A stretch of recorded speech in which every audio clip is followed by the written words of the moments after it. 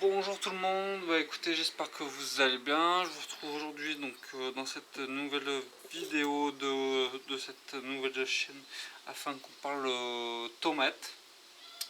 De toute façon, le sujet de la chaîne, bien entendu, vous le savez, c'est les tomates.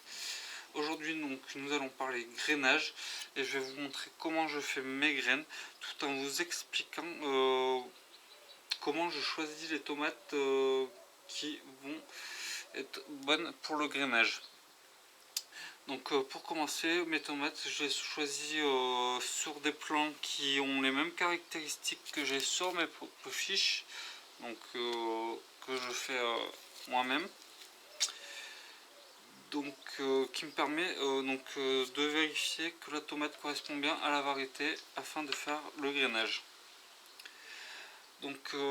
Après avoir vérifié la hauteur du plant, la forme de la feuille, si c'est un feuillage régulier, feuillage pomme de terre, feuillage rugosa, feuillage velu, je vérifie aussi le calibre du fruit en premier lieu, et puis je récolte le fruit tout en marquant sur la barquette le numéro de référence que j'ai personnellement. Donc là, il s'agit de la référence numéro 23. Après, aujourd'hui, je vais vous faire voir les deux façons que j'ai de faire mes graines de tomates. Donc, sur des tomates cerises cocktail, pas trop, mais sur des tomates cerises ou groseille, j'ai une certaine façon de faire mes graines, alors que sur des tomates de plus gros calibre, j'utilise une deuxième technique. C'est pour ça que pour aujourd'hui, j'ai décidé de choisir la ruse rouge. Donc, une belle tomate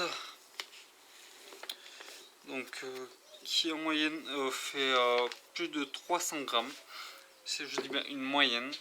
Celle-là, je l'ai pesée tout à l'heure, pour être sûr. Et elle fait quand même 260 grammes malgré tout. Donc elle est bonne pour le grainage, car le poids moyen est de 300 grammes. Je suis dans les dans les dans les bons rails pour cette variété.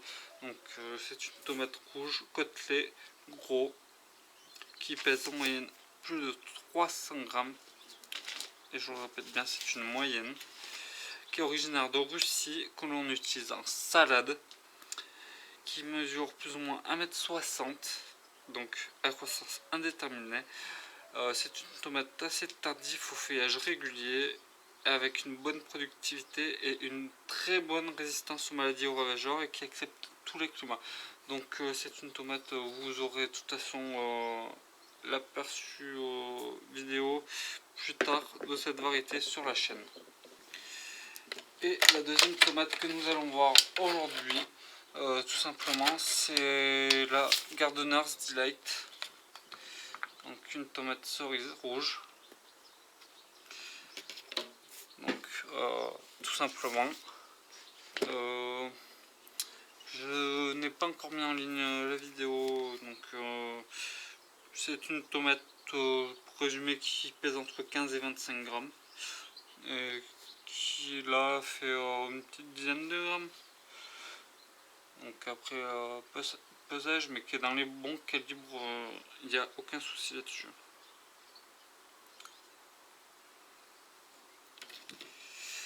Donc voilà, je vais aller chercher ce qu'il faut et on passe au grainage. A tout de suite.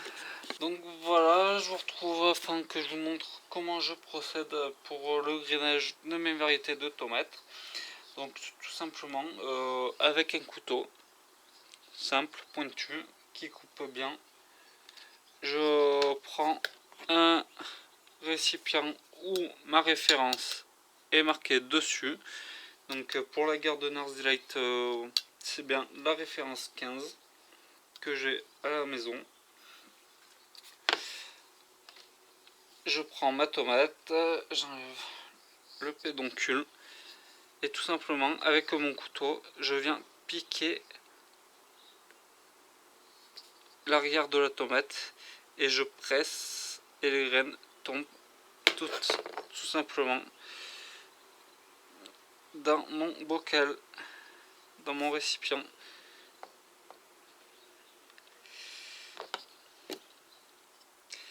Et bien sûr,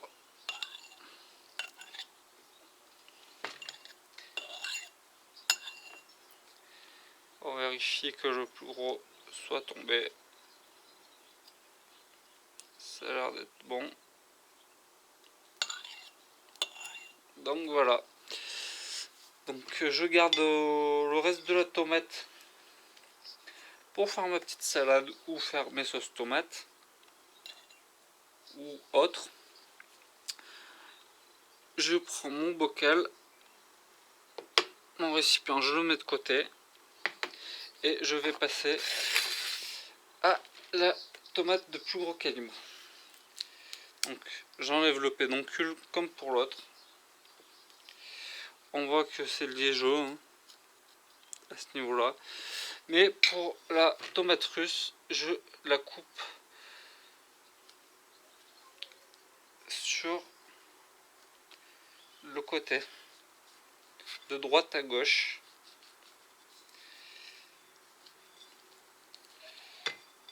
Et voilà, se donne ceci. On voit bien que c'est une tomate bien charnue. Et une fois ouverte, on vient gratter avec la pointe du couteau les graines pour la récupérer dans les loges de la tomate. Donc la tomate russe, c'est une tomate très charnue comme vous le constatez. Elle a très peu de graines. Sur ma dernière tomate russe, pour vous dire, c'était une tomate du même calibre, à peu près 5 graines. 5. Pour vous dire que c'est vraiment pas énorme des fois. Et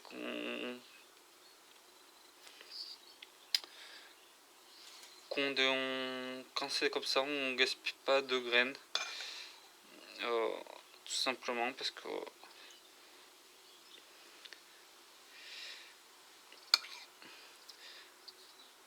c'est très important. Vous voyez, ça vient très bien. S'il en reste une ou deux, ce n'est pas grave. Il n'y a pas mort d'homme. C'est qu'un loisir. Et voilà, donc j'ai fait toute la tomate, comme vous pouvez le voir. Je ne veux pas l'abîmer, je veux la laisser comme ça, donc je vais pas gratter plus. Je veux qu'elle reste jolie pour qu'elle soit présentable après pour déguster. Donc j'ai pris le haut de la tomate, car on vient de faire le bas, et je fais exactement la même opération.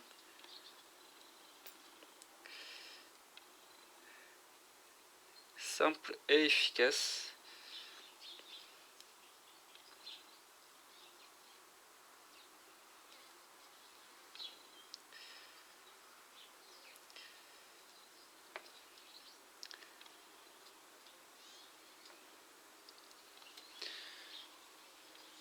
Et pareil, je fais toutes les loges. Donc il doit y rester quelques-unes, c'est pas très important. Et voilà, donc celle-là, si on veut, on peut même la garder à farcir. On a juste à la creuser, à garder la chair, à garder. Et puis elle sera très bien. Donc voilà ce que ça donne sur une tomate quand on a récupéré les graines. Il ne nous reste plus qu'à mettre de l'eau et je vous explique la suite. A tout de suite.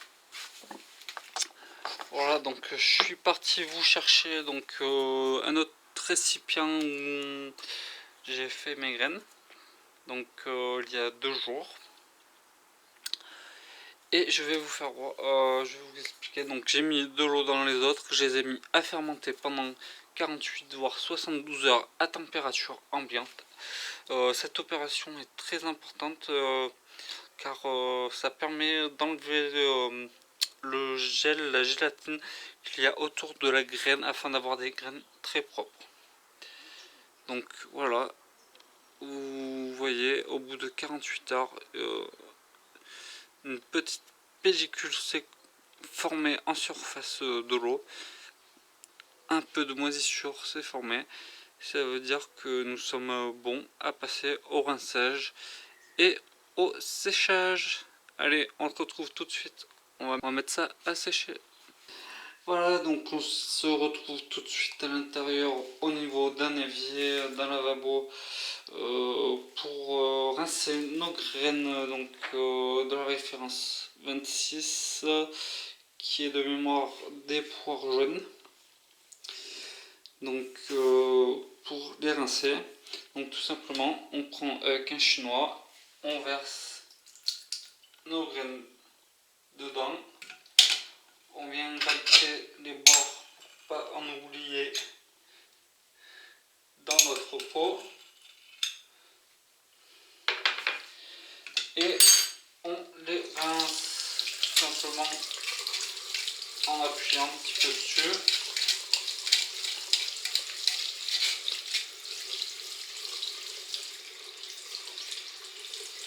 Ça fait passer la gélatine au travers du chinois.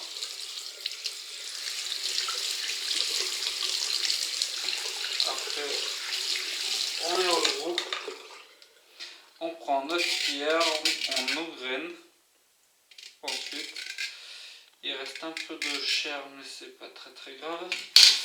Et je prends, pour les faire sécher, personnellement, comme beaucoup, je prends un filtre à café qui est indéchirable, je trouve, enfin indéchirable, c'est toujours déchirable, mais qui est le plus économique. Donc sur ce filtre à café, j'ai mis ma référence, donc ici la référence numéro 26, c'est une référence qui, qui est à moi, c'est pas parce que moi j'utilise le 26 pour jaune par exemple que vous pouvez utiliser la même. Donc voilà, de la récolte, même du semi-engrainage, j'utilise la même référence pour ne pas me mélanger dans les variétés. Donc dans mon filtre à café, je mets mes graines. On voit que le filtre absorbe l'eau. Donc nous pourrons le mettre à partir de ce moment-là sur un étendoir. Allez, je vous retrouve pour la suite. Donc voilà, nous avons passé donc, la première étape qui était la récolte, la vérification de la variété, donc je répète la forme du plant, la taille du plant, le feuillage, le port du plant, le calibre de la tomate, la forme de la tomate, le poids de la tomate, tous ces calibres là nous les avons vérifiés dans la première étape au niveau de la récolte, puis encore avant le grainage sur le fruit. Puis nous sommes passés au grainage à proprement parler. Donc je vous ai fait voir comment je faisais sur une tomate cerise ou sur une tomate groseille, ainsi que sur une tomate de plus gros calibre. Je vous ai fait voir aussi comment je mettais à sécher mes tomates après la fermentation dans les pots, donc dans les pots remplis d'eau et des graines plus la gélatine autour de la graine. Je vous ai déjà fait voir tout ça. Maintenant nous allons passer à la mise en sachet. Donc je vais vous faire voir. Donc j'ai pris un sachet donc qui a mis 24 heures à sécher, ni plus ni moins. Et maintenant je peux le mettre en sachet, tout simplement. Donc pour ceci, j'ai pris la variété correspondante à la variété qui a été séchée. Nous sommes en 2020, donc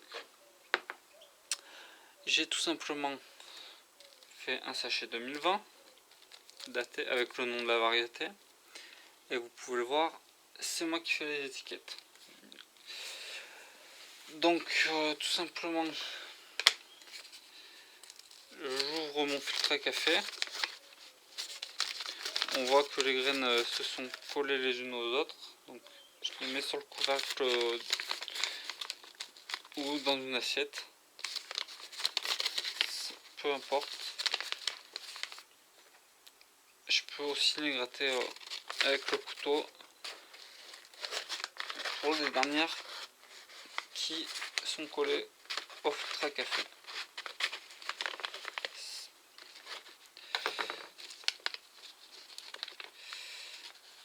Donc je les fais tomber dans le couvercle de ma boîte, tout simplement, et je n'ai plus rien dans mon filtre à café. Il est étiqueté, je peux le remettre à sa place dans la réserve de filtre et le réutiliser dès que j'aurai une tomate de la référence 24. Donc merveille des marchés à refaire.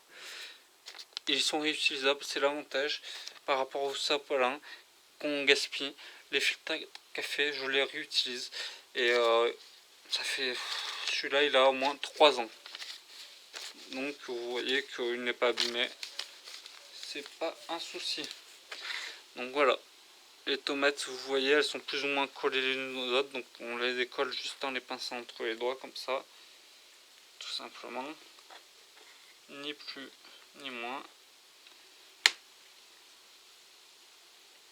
Et après, en mettant la boîte en dessous pour pas les perdre, je vais passer à l'ensachage.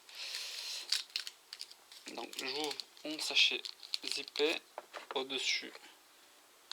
Après je peux inverser, hein, ça peut être aussi le dessous de la boîte où je mets les graines et le couvercle en dessous quand je verse. Il n'y a pas d'importance, c'est même plus pratique je trouve.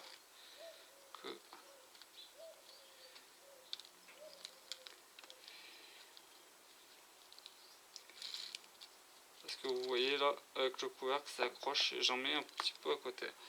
Donc là c'est de la graine.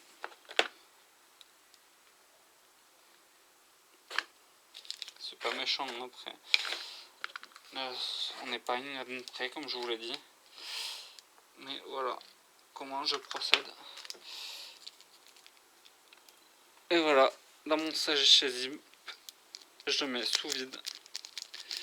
Ça va être conservé dans ma boîte, comme ceci. Et la boîte a son numéro de référence, comme vous l'avez vu sur le filtre. Numéro 24, boîte 24. Donc je sais que l'année prochaine, la merveille des marchés, ça sera toujours la référence 24. Et à vie, ça sera la référence 24. Donc voici comment je procède donc pour faire mes graines de tomates, pour les conserver aussi. J'espère que cette petite vidéo vous a plu, qu'elle vous donne des idées, qu'elle vous aidera dans la conservation aussi de vos graines. N'hésitez pas, comme toujours, liker, commenter. Si vous n'êtes pas abonné, rejoignez la chaîne. Elle a besoin de monde, elle est nouvelle. Donc je vous remercie déjà de venir voir ma vidéo. Allez, je vous dis à bientôt. Ciao les amis.